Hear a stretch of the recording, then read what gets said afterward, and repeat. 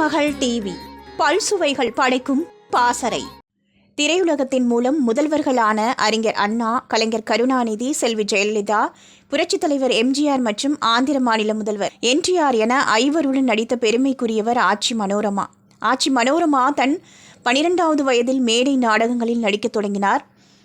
வைரம் நாடக சபாவில் சிறு வேடங்களில் நடித்து வந்த மனோரமா எஸ் ராஜேந்திரன் அவர்களின் SSR நாடக மன்றத்தில் சேர்ந்து 100க்கும் மேற்பட்ட மேடை நாடகங்களில் நடித்துள்ளார்.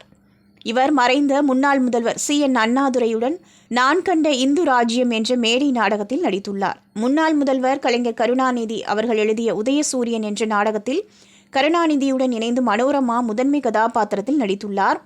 புரட்சித் தலைவர் எம்ஜிஆர் அவர்களின் அன்பேவா, படகோட்டி மற்றும் பல திரைப்படங்களில் இணைந்து நடித்துள்ளார். செல்வி ஜெயலலிதாவுடன் கந்தன் கருணை, கலாட்டா கல்யாணம் போன்ற திரைப்படங்களிலும் நடித்துள்ளார். இதில் மறைந்த முதல்வர் செல்வி ஜெயலலிதாவின் அன்புக்கு பாத்திரமாக இருந்தவர் மனோரமா. அவரை கட்டிப்பிடித்து முத்தம் கொடுக்கும் அளவிற்கு உரிமை பெற்றவரும் கூட.